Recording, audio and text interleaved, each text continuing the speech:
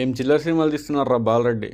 Trailer చూసినప్పుడే తెలుసు ఇది ఒక కుక్కరాడ్డు మూవీ అవుతుందని. స్టిల్ పోయిన థియేటర్కి అసలు ఎందుకు పోయినా అనిపించింది. థియేటర్లో స్కిప్ బటన్ ఉంటే ఇంకా బాగుండు అనిపించింది.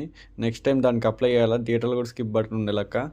అయినా అసలు నాకు తెలియక ఒకటి అడుగుతున్నా, ఒక అమ్మాయి కోసం ఇద్దరు అబ్బాయిలు కొట్టుకోవడం ఎంత నార్మలైజ్ చేసి పడేస్తారు అంటే ఈ మధ్య డ్యూడ్ కానీ పతంగ్ కానీ అంత నార్మలైజ్ చేయాల్సిన అవసరం లేదు అసలు. ఎందుకు ఇట్లా అసలు అది పక్కన పెట్టండి. ఫ్రెండ్ గర్ల్ ఫ్రెండ్ని లవ్ చేయడం, ఆ తిరిగి లవ్ చేయడం ఎంత చండాలంగా ఉంది, ఎంత దరిద్రంగా ఉంది. దరిద్రపు సినిమాలు, దరిద్రపు స్టోరీ. తప్పు తప్పు, అది అసహ్యం అసహ్యం. ఎంగిలి ఎంగిలి ఎంగిలి ఎంగిలి. ఒకటి ట్రస్ట్, ఒకటి మనసు బ్రేక్ చేసి అంత సాధించేది ఏముంది అసలు, అంత గలీజ్గా. ఇక్కడ అమ్మాయి తిరిగి ఇద్దరిని లవ్ చేస్తుంది అనమాట కన్ఫ్యూజన్లో. అంటే ఇప్పుడు జయ మూవీ అనుకోండి, ఒకటి విలను ఒకటి హీరో. సో ఒకరిని చూస్ చేసుకోవడం అది ఎథిక్స్, అది ధర్మం. కానీ ఇక్కడ ఇద్దరిని లవ్ చేయడం, కన్ఫ్యూజ్ అవ్వడం, ఒకటికి ముద్దు ఇవ్వడం, ఒకటితో తిరగడం, ఏంటిది అంత గలీజ్గా. ఇది ఇది అసలు దీన్ని మూవీ అంటారా ఎవరైనా? ఇక స్టోరీ విషయానికి వస్తే మీకు అర్థమై ఉంటుంది. ఈ పాటికల్లా ఇద్దరు బెస్ట్ ఫ్రెండ్స్ ఒక అమ్మాయి కోసం కొట్టుకుంటారు, ఇంకా అదే స్టోరీ. ఇక నెగిటివ్స్ అంటే మూవీ మొత్తం నెగిటివే, పెద్ద చెప్పుకోనికి ఏం లేదు. మీరైతే ఆ థియేటర్ సైడ్ కూడా పోమాకండి. పోతే మాత్రం ఈ నెక్స్ట్ ఇయర్ ఎండ్ కదా, నెక్స్ట్ ఇయర్ ఎండ్ దాకా బాగా ఫీల్ అవుతారు ఎందుకు ఈ మూవీ చూసిన అని చెప్పేసి.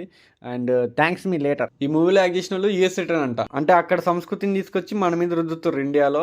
అసలు రుద్దకండి, ఇది కరెక్ట్ కాదు. క్రిస్టమస్ సూపర్ మూవీస్ వచ్చినాయి, ఏం లేదా లేదా లేదా అనుకున్నాం, అప్పుడు వచ్చిండు ఈ పిచ్చోడు వరస్ట్ సినిమా వేసుకొని రోడ్డు మీద తిరిగేస్తున్నాడు. ఇలాంటి మూవీస్ రుద్దకండి, అక్కడ సంస్కృతిని ఇక్కడ మా ఇండియాలో అసలు రుద్దకండి. మీరు 3 years కష్టపడి తీసిరు, okay, I accept that. But తీసేటప్పుడు 1-2 సార్లు ఆలోచించాలి. ఇప్పుడు ట్రెండ్ నడుస్తుందని చెప్పేసి మళ్ళీ అదే మూవీస్ రుద్దుతాం అంటే ఎట్లా చెప్పండి. అసలు పాజిటివ్ అంటే ఒక సాయి మూవీలో ఒకదానికి అంటారు కదా, ఆయన క్యామియో ఒకటి బాగుంది. ఇంకా నేనైతే లాస్ట్ గౌతమ్ వాసుదేవ్ మీనన్ గారిని లవ్ చేస్తాను అనుకుని వీళ్ళిద్దరిని వదిలేసి థ్యాంక్ గాడ్. యాక్చువల్లీ ఒక అమ్మాయి కోసం ద్రబ్బాలు కొట్టుకోవడం ఏంటి అసలు?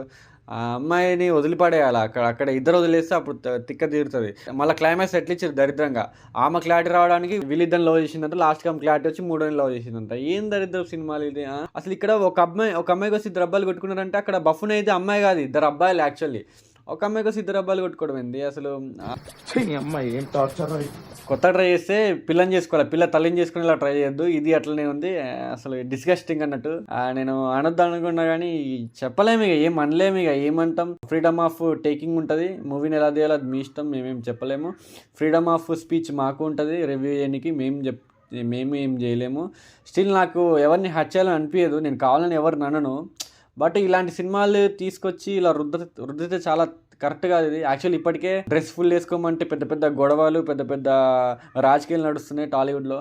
అండ్ ఇలాంటి టైంలో ఇలాంటి మూవీని ఇంకా రుద్దితే అసలు సమాజం ఎట్టిపోతుందని నాకే భయం వేస్తుంది ఒక్కోసారి. ప్లీజ్ దయచేసి యూఎస్ కల్చర్ని నా ఇండియాలో రుద్దకండి ప్లీజ్. మీకు చేతులు జోడించి అడుగుతున్నా, నాకైతే అసలు నచ్చలేదు.